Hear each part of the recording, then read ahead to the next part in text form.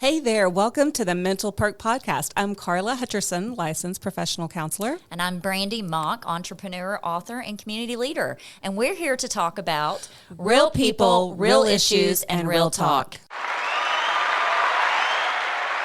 Hello, we are so excited to welcome our guest, Bram Duffee. He's a PhD in human development, and he is a full-time paramedic in Houston. Welcome, Bram. Thank you. Hello. Bram, tell us a little bit more about, I know you have an extensive history in education and all your experience. Tell us a little bit more about that. Well, right now I'm an assistant professor of communication at Kennesaw State University, where I teach online because that's in Georgia, but I also work as a paramedic full-time in Houston. And then the third arm of my life is I am a research fellow with the Institute for Social Innovation at Fielding Graduate University, which is in Santa Barbara, California. Wow. That is so amazing. You've accomplished so much. And I think that we're going to learn so much about some of the research that you've done and the things that you are promoting to make, emergency medicine and interventions even more helpful to those that they're working with. Tell us a little bit about what got you into the field you're in currently. So I'm a paramedic. I've been a paramedic for 25 years, and I'm one of those folks who, when I grew up, I thought I was going to be a police officer, but I had a mom who was a nurse. And so, I was pushing those little dump trucks around the house, pretending like I was a police officer. And then when I grew up old enough, I realized that my passion wasn't with a gun. It was with a needle, I guess you could say. It's kind of funny to think about it. But I had a really incredible experience when I was a kid.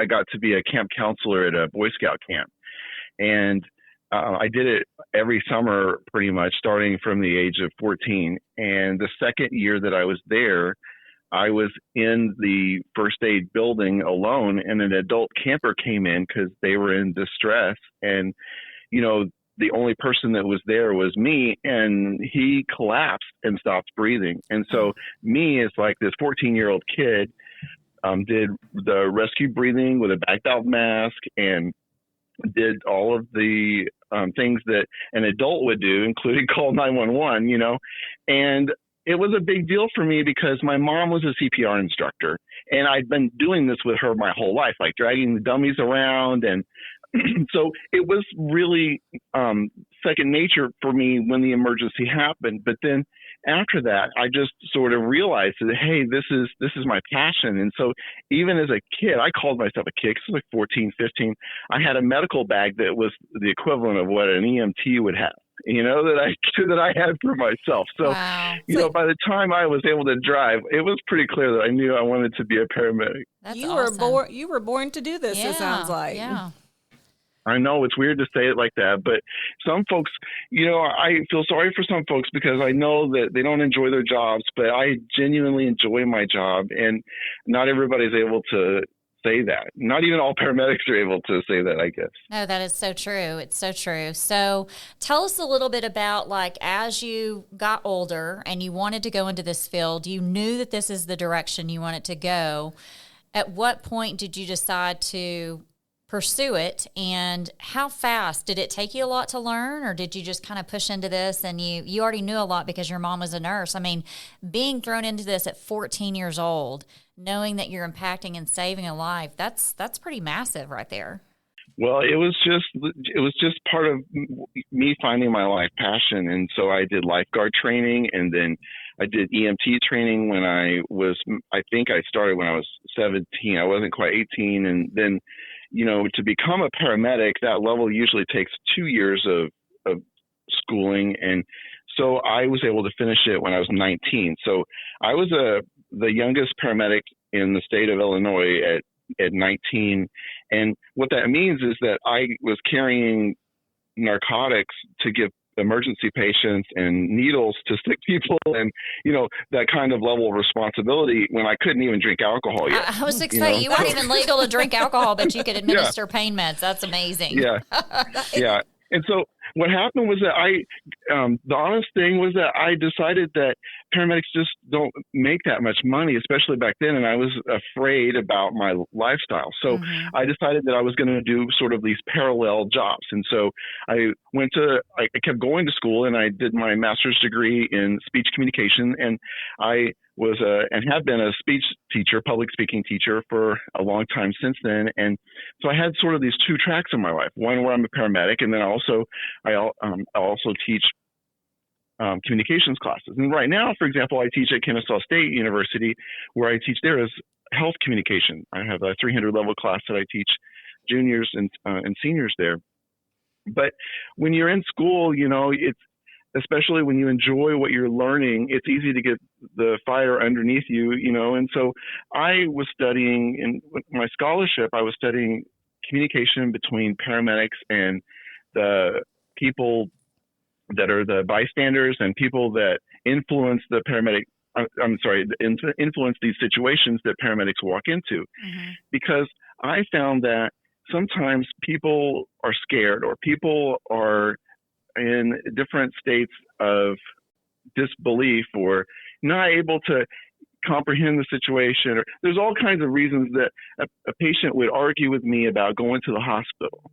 And I found that as one of the big problems, because especially originally when I did rural EMS, it seems like that, the ambulances are not that common. And so for a man to take an ambulance, it's like a week kind of thing, for example. There's all different stereotypes that come with this. And so I studied how paramedics have arguments with patients, for their benefit, trying to talk them into stuff. So it started with there for me. And I got in school through my PhD program, and I really was interested in the same topic. I was interested in how paramedics make decisions. So it went from how do paramedics argue for the benefit of the patient to try to talk people into stuff to over to paramedic decision making. And so during that time, I was in a PhD program where one of the professors was a professional hypnotherapist. And so the influence that he had on me was pretty incredible, because I wanted my PhD program to be straight up and normal, as normal as anybody's would be, because I don't want anyone to roll their eyes when they see the topics I write about or do research about. And so the professor that was so strange in my life that I had these connections with, that I met through my school process, I never took any classes with him.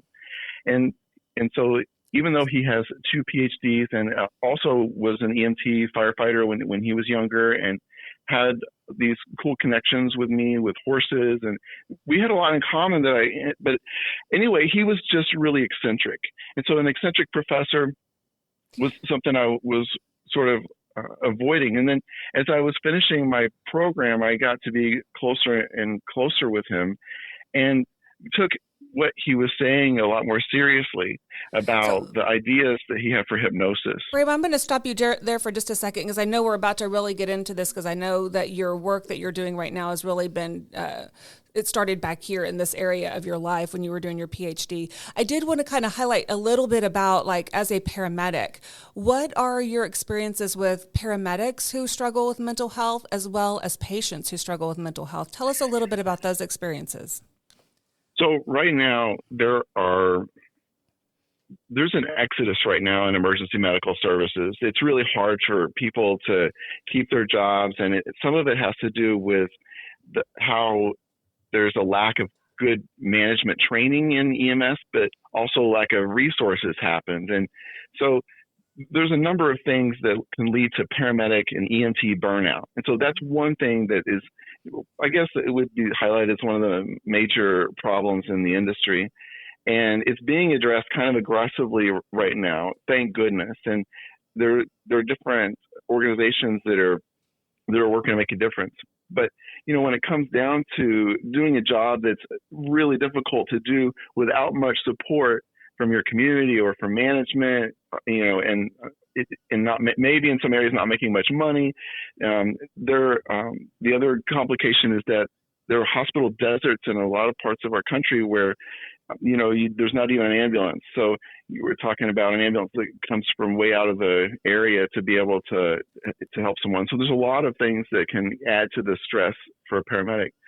But for patients, there's two things I want to mention, especially for your viewers, because I think that this is an interesting perspective that not a lot of folks think about when it comes to patients. But, as a paramedic, I have to share that there are two kinds of patients that I think get miscategorized and misunderstood. And as a paramedic, with my experience, I think that it's worth mentioning that the folks who are homeless, many folks have different ideas about the homeless population, but for those that don't know, I want to share that the majority of the people who are homeless have a mental health problem, and that's the whole reason that they can't live with society and they are homeless.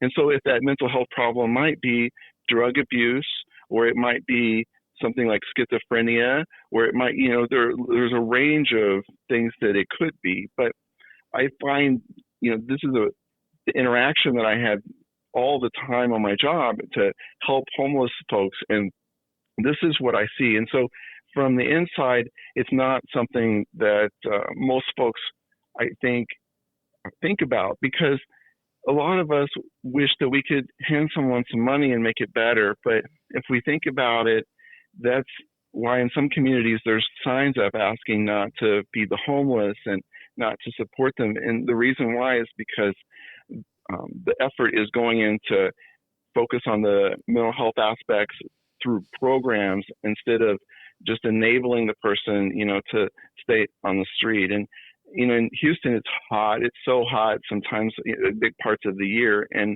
it emotionally bothers me, to see the homeless not being taken care of. And I wish there was a way that I could scoop up everyone in the homeless population and give them a hug and say, hey, let's help you. But the mental health resources they're so limited.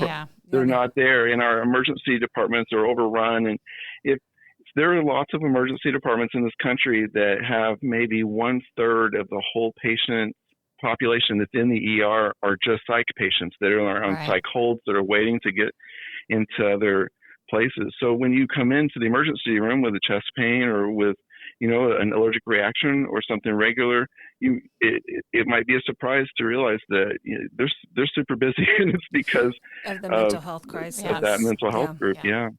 Yeah, that's just so interesting. And I know that mental health and homelessness is so interrelated. And I know that paramedics are faced with that constantly. They're having to see so many things that ordinary and people don't see. So, and I feel like the work that you're doing and the book that you wrote, this is all going to play into some of these things. And it's going to also affect the mental health of the patient, but also the mental health of the paramedics as well. So let's talk about that. You've authored a book called Hypnotic Communication in Emergency Medicine Settings for Life-Saving Therapeutic Outcomes. Tell us a little bit about your book and what you hope the audience will get out of it. My book has a real potential for helping paramedics and other first responders who are working with people that are in an emergency situation be able to use words to make a difference. And what I mean by that, just first of all, there is not a really good specific training that paramedics or EMTs go through to help with what to say to a patient during an emergency. So if I have a person who is scared, or I have a person, who can't breathe, or I have a person who is bleeding to death. I mean, these are the kinds of things we face. The actual words that we say, a lot of times the paramedics that I have interacted with and that I've seen in the field can be sort of rough with these folks, like sort of interact with them in a fast, questioning, rough kind of way. And there's two sides to this. On one side, the paramedic is going through an extreme amount of stress because they've just taken the alarm, they've navigated to get to you, they've come to you emergency style and carry bags that are probably heavy upstairs to probably get to you. And so they want to know that you're not dying. That's actually what's on their mind. And right. I wrote they also don't know what's ahead right. of them with the right. emergency. They don't know if, what the level of emergency it is. It could be something very right. traumatic. Well, and then I want to also to pause you because I think it's very interesting. You're in a very stressful field. You're stressed. The patients are stressed. And then you already said, you emphasized that you guys don't get a lot of training on that, like what to expect with the emotions and how to process that. That's super interesting to me because that is the number one field you're going in. It's fight or flight for a lot of people, even for y'all sometimes, depending on what the situation is, on how you're having to address the patient. It's very interesting that you guys don't get that kind of mental health training to prepare you for the field. I agree. And the general population, everybody out there probably thinks that when I face an emergency patient that is not breathing, or if I face an emergency patient, these major cases, most folks think that dealing with that situation is extremely stressful. But what I propose to everyone is that actually doing the job of interacting with the patient, doing the tasks that are necessary, I think that that's not the most stressful time for the paramedic. I think the most stressful time for the paramedic is between the time they get the alarm and they figure out what's going on with the patient. And it's because we are, I don't know how else to say it, we are experts in saving lives. So we are looking for what is the life threat that may, be triggered. And so after we know what life threat there is, we know how to fix it. Right. So as long as we know what's going on, we know the path to go to fix the problem. But the unknown part is just really scary. And I wrote a article in the Journal of Social Science and Medicine, which is a highly regarded journal. And that article I wrote was just about that. I did a study looking at and talking to paramedics about the time between they get the alarm and the time that they call out or they figure out the differential diagnosis for the patient. And the differential diagnosis is a fancy word for it's when they figured out what they think they know what's wrong with the patient. And the article was called Paramedic Perspectives of Job Stress, Qualitative Analysis of High Stress, High Stakes Emergency Medical Situations. And that came out just this last month.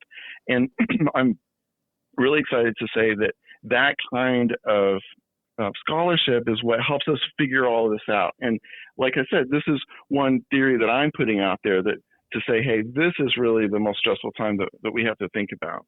Now, based on you saying that and interviewing other paramedics, are they agreeing with what you said? I mean, is that the feedback you're getting, that is the most stressful time for them as they get ready to go in?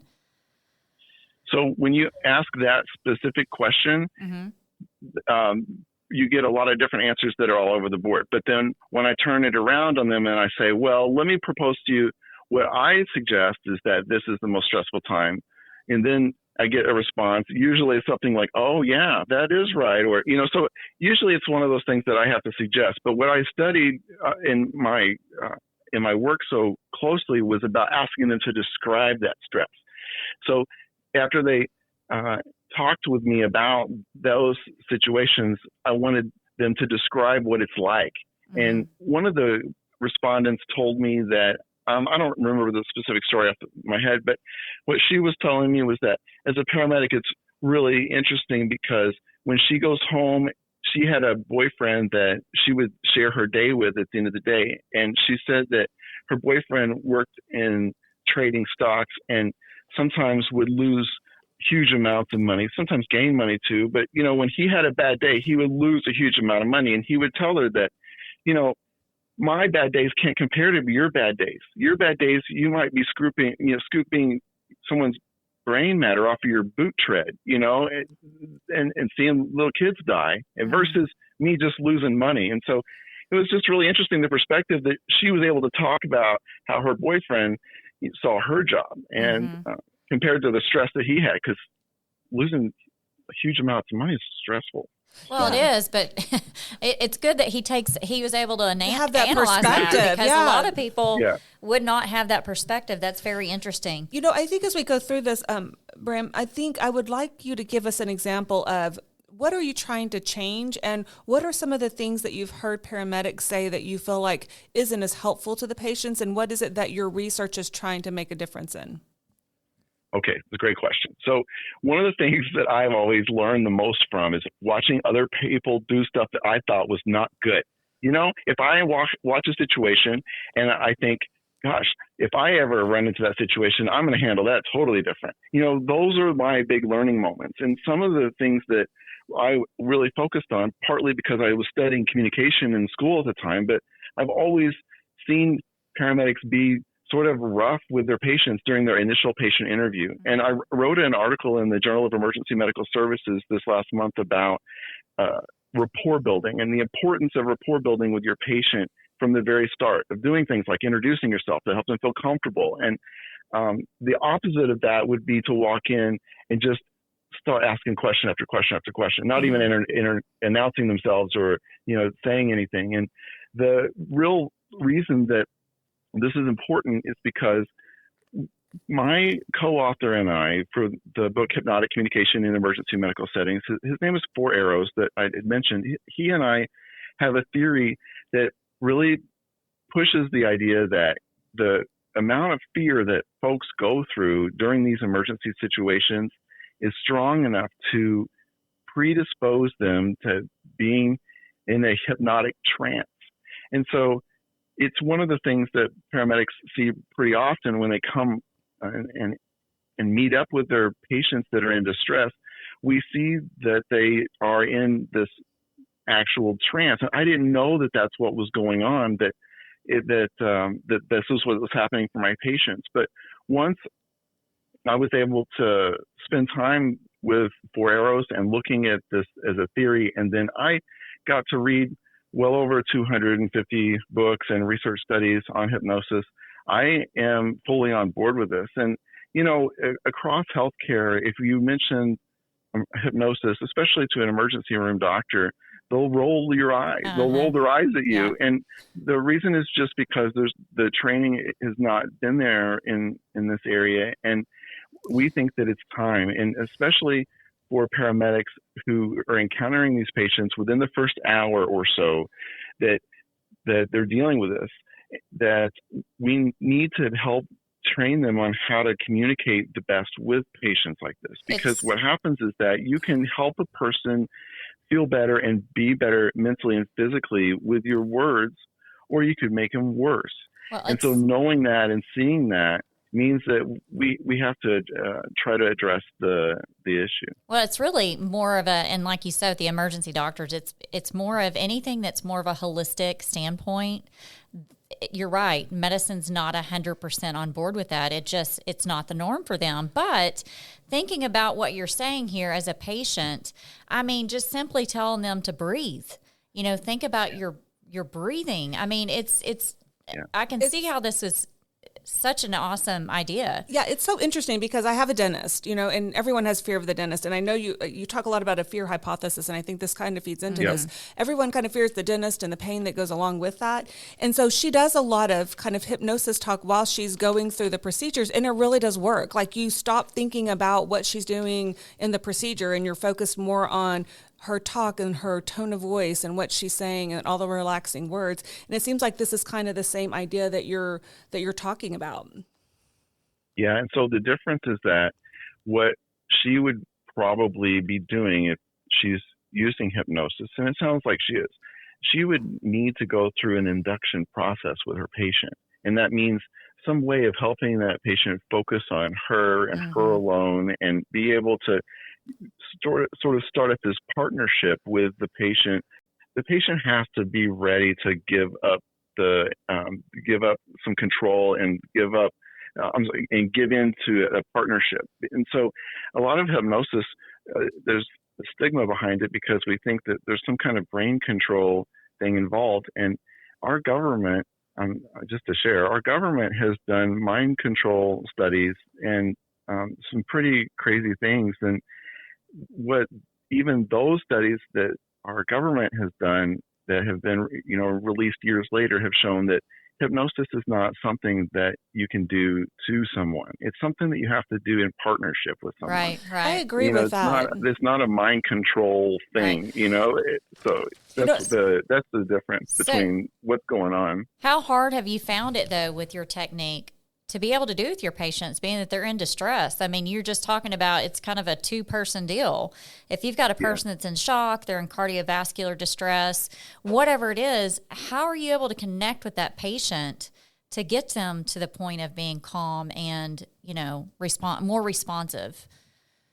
Well, luckily, I've seen so many patients that I'm able to truthfully tell a patient that I have taken care of lots of folks who have faced what you are facing, and I have been able to help get them to the hospital and get them on a better track, and I'm here to do that for you also.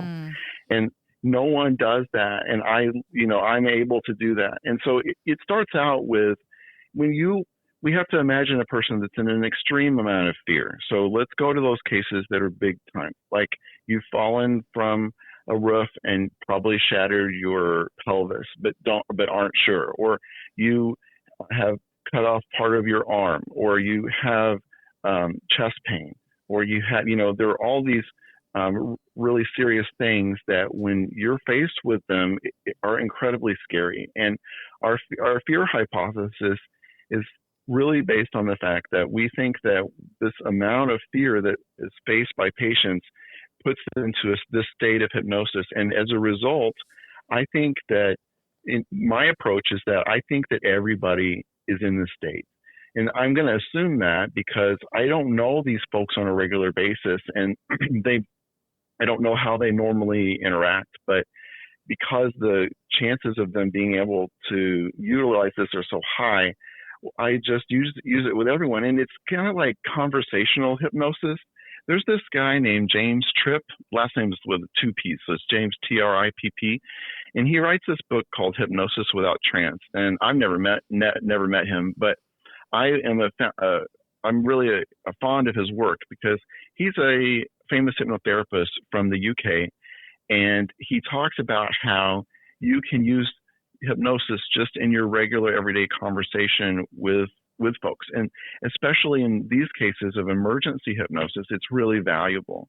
And so if you are in desperation for someone to help you, and then the person with the ambulance bags and the badge comes and says, "Hey, I'm here to help you," it's really easy for that person to give up control or be like, "Okay, thank goodness someone's here to help me." And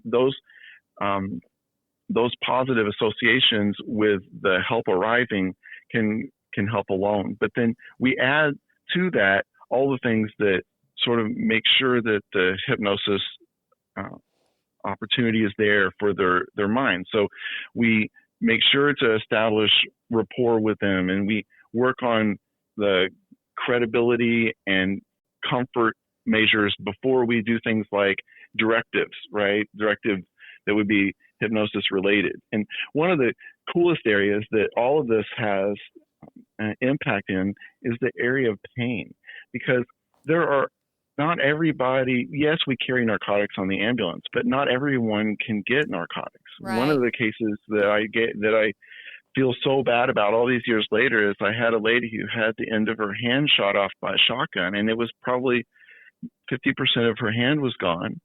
And I desperately wanted to give her pain medicine, and she was a larger lady, and I made it more difficult for me to start the IV to give her pain medicine. And I just remember, being so frustrated because I couldn't deliver that pain medicine like she needed. And now that I look at that situation and I've spent time with this, I know that I could have used my words to help her, to think about the situation in a way that could help her not experience, such great pain. And that's what those dentists are doing too. But like I said, the difference is that they do an induction and I don't, because they are already, a lot of times, already in this state. I was doing a little research on this whole topic because I was so interested in looking at your book. And there is research that proves that the hypnotic state, whether self-hypnosis or other, and mindfulness techniques can really help increase pain by 30%. They can increase, working with pain and helping to reduce the amount of pain by 30%. Yeah, reduce pain. Yeah. Yeah, I had to correct myself there. Pain tolerance. Yeah. Pain tolerance, yes. So I had to correct myself there. But yeah, reduce the amount of pain by 30%. And I mean, that's just, in little amounts, but just thinking if you're really trained in this and you're actually doing hypnotic techniques, this could really be helpful while you're working to get the narcotics going. Mm-hmm. Yep, that's exactly right. And so I want to be able to deliver positive, helpful messages to my patient no matter what. And our book talks about delivering positive, helpful messages. And it just so happens that in a lot of these cases, it also kicks in the positive effects and that hypnosis can bring. And either way, let's say that the patient does not benefit from any of the hypnosis stuff that we're trying to add to the communication. They will benefit from the positive feeling that they get from someone giving them reassurance. Oh, for when sure. I started, 100%. yeah, when I started, one of the things that when I was in a first responder class, I was probably like 17 years old. I remember that this really old EMT taught the class, and he was teaching us to be professional first responders. And one of the things that he told us on the first day was that you don't know what's going to happen to your patients, and you are not the person who is in a position to make promises to them. So, from the very start, I was baffled that there's a culture in EMS where you don't do too much positive, reassuring messages. And the thought is that, well, you don't know if they're going to live or die. You can't make that. And so a lot of times the paramedics that I work around might say something like, we're here to do the best we can to help you. But that's like the most that they might say. It's kind of hard to have a little hope knowing that that's being said to you from the professionals that are supposed to be giving you the hope, And it does make sense. You don't want to give them unrealistic expectations, but at the same time, you want to provide empathy and comfort in those moments. Right, but I think like any emergency responder, you become immune to it. And so I think, and I'm sure you could probably agree with this, is that you see a lot of these guys desensitize themselves because it allows them to cope easier, knowing that the outcome might not be as good. But with what you're doing, I think is so positive because it's not only helping the first responders, but it's helping the patients. And also, too, what you may be teaching the ER doctors. I often have to emphasize with people that you guys are the first responders. Yeah. Y'all are the ones on the front line. It's the doctors and the ERs. They're relying on you with the most accurate information. And so knowing that you can give them the most details ever and applying your technique, I would think would be such a positive thing, a step forward for medicine to me. Yeah, it would be great if this is going to take a uphill turn. This is going to take a lot of work because even though hypnosis has been proven scientifically for years, my book starts out talking about all these studies where you can actually see on a PET scan, a PET scan. That's a scan that they a lot of times use for cancer patients, and they can scan for, cancer, but they can also scan for things like the use of glucose. So the use of glucose is sort of like the fuel in the brain, and how the brain uses that glucose can be seen on a PET scan. And they've been able to prove and show that if you are in a state of hypnosis, your brain is going to light up on the scan a certain way. And if you are not in the state of hypnosis, then those same lights turn off. So, those kinds of studies have been around to show this. And it's just that in medicine in general, there's a negative connotation with this. And I understand that with new things that this can happen, that, that we are all questioning. But the main thing that I think is a game changer is just the thought and the understanding that, gosh, these folks are already in an induced hypnotic state. And when you as a provider, like the physician or the nurse or the paramedic, know that information, we're able to see our patients in a different way. Right. So I'm here to get the word out just in general. Think about your patients, and some of those patients who have just had the emergency start for them may be in this kind of trance. And so that's a real game changer, because I can see that on the face of my patient. I can see their fear, and that means that their eyes are wider open, their mouth might be open, they're ready to take in information, and that look of fear there is really easy to see. And I was like, do you think there's a misunderstanding between the state of hypnosis and shock? Yeah, that was a good question. So I think that most folks who are in shock are definitely in a trance. That those things sort of, that's a good question, but I think they're happening at the same time. There's a physical thing and a mental thing that are happening at the same time. And definitely patients who are in a physical shock are most likely also going to be in that mental. And that, I think that well. totally makes sense. I think it's the way the body is trying to survive. It's in survival mode. So if you're actually thinking about all the pain you're in, and you're not in that trance or hypnotic trance, I think you're gonna, the pain's gonna be so much more. And I think what there's a misconception that people who are in shock can't really hear or relate to you. But what you're saying is it's actually time that the brain is going to absorb all that you're saying. I think that there's just two different things going on, and sometimes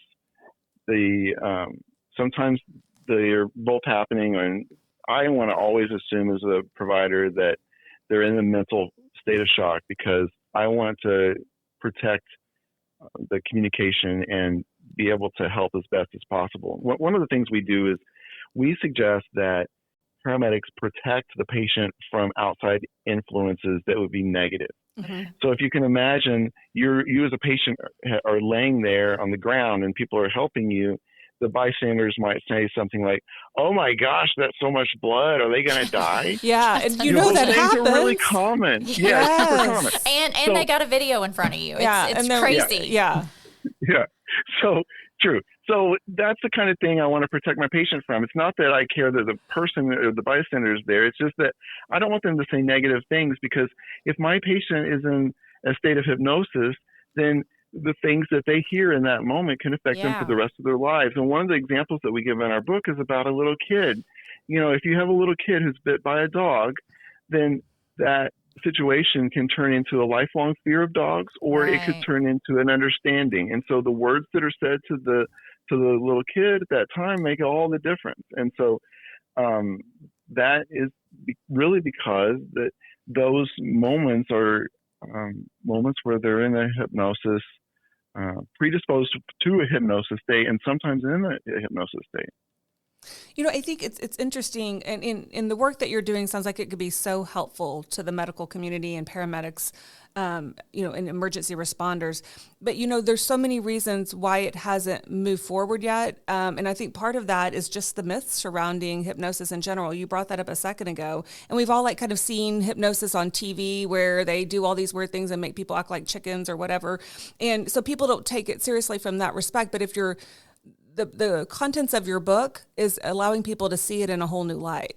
And so I think that that's going to be helpful in hopefully promoting trainings through this, all of this in the future, like making sure that EMTs and paramedics and doctors and nurses and medical responders are understanding this state or the fear hypnosis, hypothesis, and really understanding what they're going through. Because the suggestions that we have about how to communicate are not that complicated. What is complicated is trying to get everyone to reset their mind to see this as a potential, as a potential. And I'm excited about it because, I really did set up in my life 25 years ago to make a difference in how people communicate with their patients. And now that I am at this end of it, it's just really exciting. This is something that has been being pushed for a long time by different folks. There's Judith Acosta and Judith Prager are also authors that write about the same topic. And I think they have a book that came out maybe 20 years ago called The Worst Is Over. And it really dives into this exact same situation. But the difference that our book does is our book works through some of the common problems that paramedics face and gives them suggestions on how to talk. And so one suggestion that, like for example, I know it's not a pleasant topic, but paramedics are faced with taking care of rape victims sometimes. Mm-hmm. So what do I say to a rape victim, or not say, or or even a patient who is in an all kinds of horrible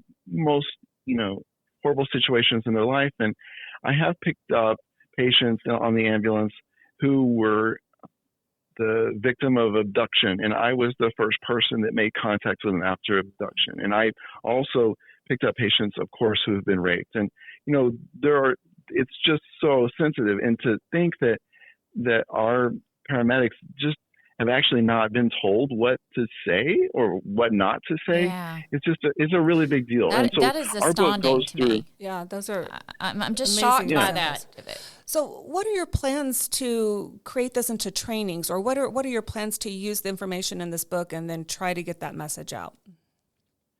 So what I've done is it's all so fresh. So the book just came out, and so I am working to promote the book and promote this idea through that. But I also am working to try to get this material introduced into the paramedic training. So I've submitted material to the committees that work on revising paramedic curriculum. And the thing about it that I'm just not so sure about is, this is a human behavior kind of thing. And so in some ways, there are some forms of science that you cannot necessarily apply to this, because like we said, this is a partnership that the patient gives you. And those cases that you just mentioned about the stage hypnosis, from what I've studied, those cases of stage hypnosis are real. And basically that person that's on stage has just picked the low-hanging fruit of the audience. Mm-hmm. So, there's stuff that they do to go through, who they pick. And then after they have sort of done an analysis of the people that they've picked on stage, they quickly dismiss the people that they're not going to be able to work with easily. So there's a real hypnosis, thing that's even going on there. But for all this to happen, it is a partnership. And so I know I got off track, but I just want to say that, this is exciting, and I hope that we can work to just make this as an introduction. And I think that introducing it alone is going to make a big difference, because one of the things that blew my mind was my co-author and I were sitting talking together about this topic. And I just said to him, I said, so you are already a hypnotherapist and you become an EMT firefighter. And so you're seeing patients as a hypnotherapist, but then you see patients as a firefighter, a paramedic, or what, he was an EMT. I asked him, I said, did you figure this out right away? Because, your patients that you have to work to get into hypnotic trance are in one job. And then on the other job, the emergency patients are already there. They're already, in the state of hypnosis. And he said, yes. He said he recognized it right away. And so I think it's really cool that when you take someone who is an expert in one field and then cross-pollinate them into another field, just what they can do for that field, in general. And he has spent his whole life working to put these ideas of the book together. And when he and I met, there was a fusion that happened that really allowed this to take off, because we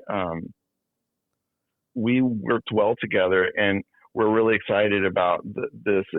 We mentioned the fear hypothesis earlier also, and that just stems from the work that Four Arrows and I have done with horses. So Four Arrows is also a horse trainer, and I was never a horse trainer, but I grew up on a farm with horses, and I'm really familiar with how they spook easily and can just move into a state of fear that makes them panic to a ridiculous state, right? That's why you be careful when you walk behind a horse. Right. They might get spooked and kick you.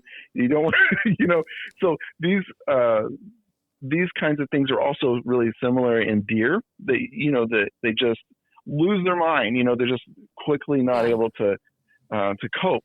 And so this kind of thing is what we think is going on with patients. It's just you snap into a degree of fear that's so great that this hypnosis state takes over. And so what we work to do is protect the environment for the patient, give them assurances about our credibility, that we're there to help them, and then from that rapport stage, work to give them directions and directives of positive healing imaging. But we are so excited to highlight all of this for you. And I think your techniques are amazing. And I think the work that you and Four Arrows are doing is going to really change the trajectory of, medical care and emergency medical care.